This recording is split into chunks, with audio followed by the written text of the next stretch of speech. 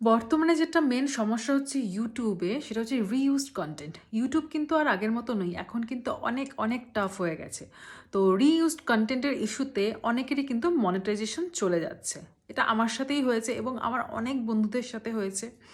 তো কি হচ্ছে, আগে কি ছিল, আমরা অন্যের ভিডিও কপি পেস্ট করে আপলোড করতে পারতাম। সেটা তুমি বড় ভিডিও তো ছেড়েই দিলাম, ছোটো ছোটো ভিডিও তোর শর্টস, কিন্তু একটা ছোট্ট শর্টস ভিডিও আপলোড করলেও কিন্তু রিইউজড কন্টেন্টের প্রবলেম আসছে, এবং যার ফলে এত কষ্ট করে যে তুমি মনিটাইজ করছো তোমার চ্যানেলটা, একটা ছোট্ট শর্টসের জন্য, মানে কপি পেস্ট শর্টসের জন্য তোমার কিন্তু পুরো চ্যানেলটাই ডিমনিটাইজ হয়ে যাচ্ছে। এটা আমার নিজের সাথেই হয়েছে।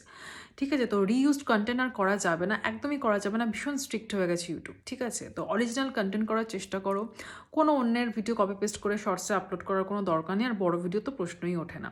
তো রিইউজড কন্টেন্টের জন্য আগে এই প্রবলেমটা আসতো না, হয়তো কপিরাইট আসতো, মানে যে চ্যানেল ওনার সে কপিরাইট দিল, আবার সেটা তুমি ভিডিওটা হয় ডিলিট করে দিলে, না হয় তার সাথে একটা এগ্রিমেন্টে চলে আসে, এরকম কিছু হতো। বাট এখন কিন্তু সেই জিনিসটা হচ্ছে না, পুরো ইউটিউব থেকে রিইউজড কন্টেন্টের ইস্যুটা দিয়ে তোমার চ্যানেল ডিমনিটাইজ করে দিচ্ছে।